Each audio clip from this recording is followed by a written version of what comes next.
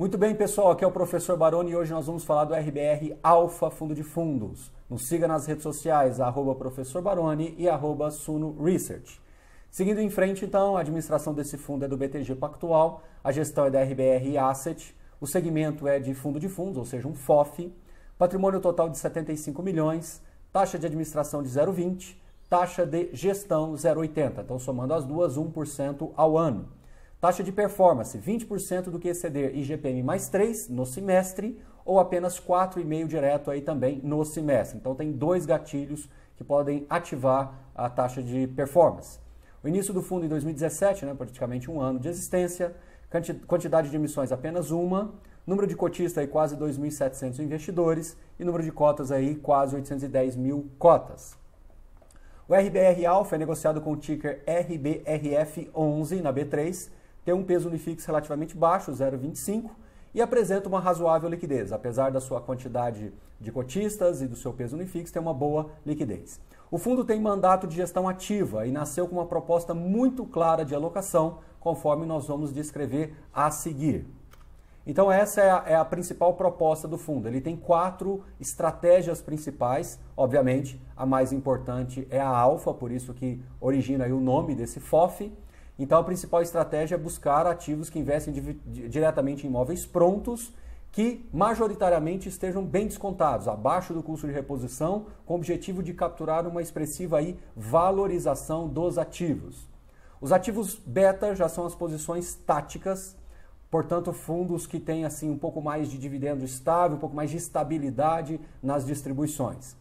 Esses fundos são mais sensíveis às oscilações de curto prazo do quadro macroeconômico, como redução ou aumento de taxa de juros, até porque são contratos via de regra atípicos que têm maior aí, flutuação em relação aos títulos públicos, em relação ao spread dos títulos públicos. Em um momento mais otimista do mercado, alocaremos um percentual maior nessa estratégia.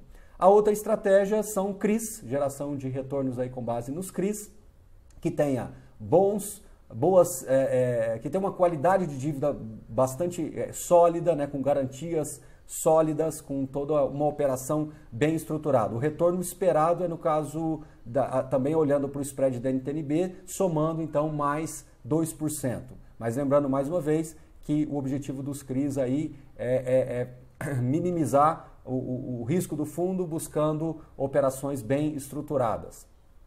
E por fim, liquidez, são os ativos que são mantidos em liquidez imediata, buscando justamente aproveitar boas oportunidades que se tem no mercado. Obviamente, o retorno esperado é menor do que nos CRIs, então menor do que a NTNB, mais 2%, visando ativos high grade, ativos de boa qualidade.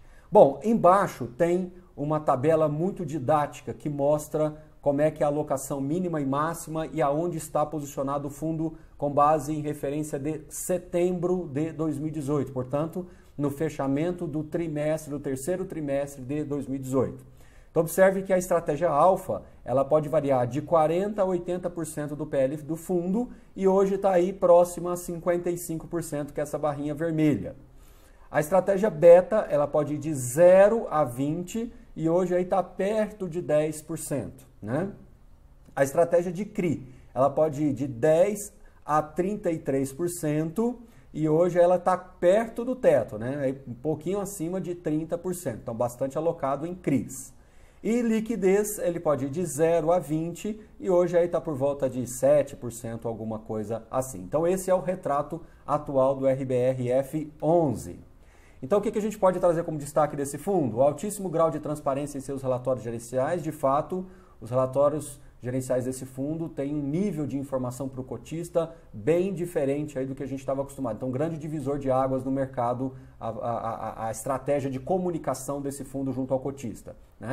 A diversificação setorial desse fundo hoje, com quase aí 20, um pouco mais de 20 fundos imobiliários presentes dentro do portfólio, uma pulverização também de crédito imobiliário, então os CRIs, aí quase 10 CRIs na carteira.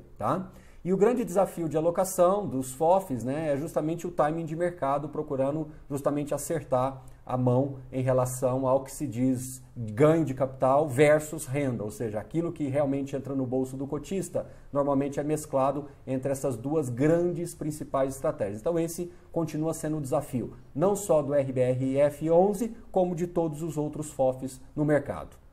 Pois bem, pessoal, pedimos mais uma vez para assinar nosso canal, compartilhar com seus amigos, curtir o vídeo e lembre-se, marque aí sempre o sininho para que vocês sejam notificados para os próximos vídeos, tá bom? Lembrem-se também, não é indicação de compra ou venda, e sim uma forma de apresentar o fundo para vocês. Sou o professor Baroni, até o próximo vídeo. Valeu!